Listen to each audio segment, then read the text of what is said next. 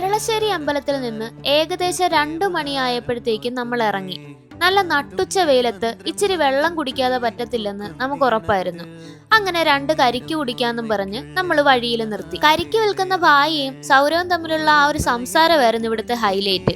കണ്ടു കഴിഞ്ഞാൽ തോന്നും ഇവര് തമ്മിൽ ഭയങ്കര പരിചയമാണെന്ന്. രണ്ടുപേരും അങ്ങോട്ടും ഇങ്ങോട്ടും എന്തൊക്കെയോ കാര്യങ്ങൾ പറയുന്നുണ്ട്. കരിക്ക് കഴിഞ്ഞപ്പോഴത്തേക്കും കരിമ്പും ജ്യൂസും മേടിച്ചോണ്ട് സൗരവും 2 ജ്യൂസിന് പകരം 3 ജ്യൂസ് മേടിച്ച് ഭായിക്കും കൂടെ കൊടുക്കാനായിട്ട് സൗരവും മറന്നില്ല. അങ്ങനെ സ്വന്തം കടയിൽ നിന്ന് ജ്യൂസും കുടിച്ച് സന്തോഷത്തോടെ ഭായി നമ്മളെ യാത്രയായി. പുറത്ത് എന്താണ് സംഭവിക്കുന്നതെന്ന് നിരീക്ഷിക്കുകയായിരുന്നു ഞാൻ. എന്തായാലും രസകരമായിട്ടുള്ള ഒരു മൊമെന്റ് തന്നെയായിരുന്നു ഇത്.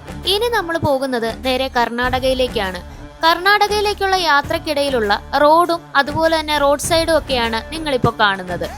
ഒരു നല്ല ഒരു വ്യൂ കണ്ടപ്പോഴത്തേക്കും അത് വീഡിയോ എടുക്കാനായിട്ട് ശ്രമിച്ചെങ്കിലും ഞാൻ ഉദ്ദേശിച്ച പോലെ ഒരു വീഡിയോ എനിക്ക് കിട്ടിയില്ല. ശേഷം നമ്മൾ ഉച്ചഭക്ഷണത്തിനായി പോയി.